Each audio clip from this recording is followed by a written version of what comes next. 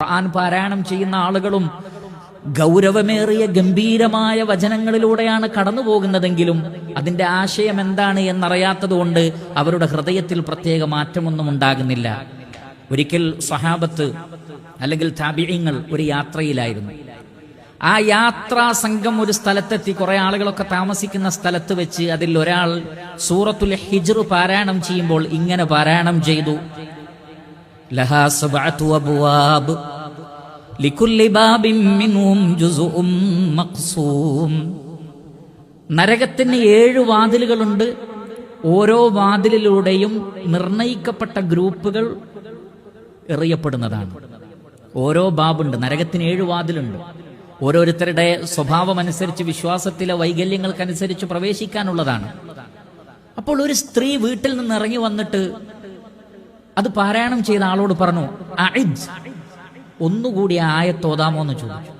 അദ്ദേഹം വീണ്ടും മോദി, ലഹാ സബ്അതു അബ്വാബ് ലികുല്ലി ബാബിൻ മിൻഹും ജുസ്ഉം മഖ്സൂം. അതിന് 7 വാതിലുകളുണ്ട്.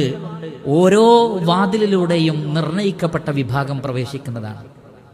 ആ സ്ത്രീ ആലോചിച്ചിട്ട് പറഞ്ഞു, എന്റെ കീഴിൽ 7 അടിമകളുണ്ട്. 7 അടിമകളുണ്ട്.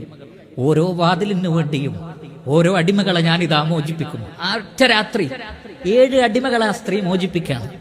കാരണം സഹീഹായ ഹദീസിൽ വന്നിട്ടുണ്ട്, ഒരാൾ ഒരു അടിമയെ മോചിപ്പിച്ചാൽ ആ അടിമയുടെ പൂർണ്ണ രൂപം എത്രയാണോ ആ രൂപം അത്ര തന്നെ ഈ വ്യക്തിയെ അള്ളാഹു നരകത്തിൽ നിന്ന് രക്ഷപ്പെടുത്തുന്നു.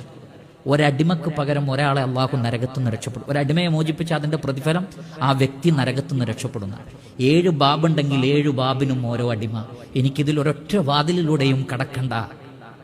നോക്കൂ നിങ്ങൾ, ഒരൊറ്റ ആയത്ത് കേട്ടപ്പോൾ ഉണ്ടായ മാറ്റാണ്. എന്നാൽ 6000-ലധികം വരുന്ന വചനങ്ങളെ എത്ര ഖത്മുകൾ ഒരു പക്ഷേ ഞാനും നിങ്ങളും തീർത്തിട്ടുണ്ടാകും. പക്ഷെ നമ്മെ സംബന്ധിച്ചിടത്തോളം അതൊക്കെ ചില എവിടെയോ ഉള്ള ചില സാങ്കല്പിക കഥകൾ പോലെ, അതിവിദൂരമായെങ്ങാൻ സംഭവിക്കാൻ പോകുന്ന, ഒരു വേള സംഭവിച്ചിട്ടില്ലെങ്കിലോ ഒരുറപ്പൊന്നുമില്ലാത്ത രൂപത്തിലാണ് പല ആളുകളും അതിനെ കാണുന്നത്.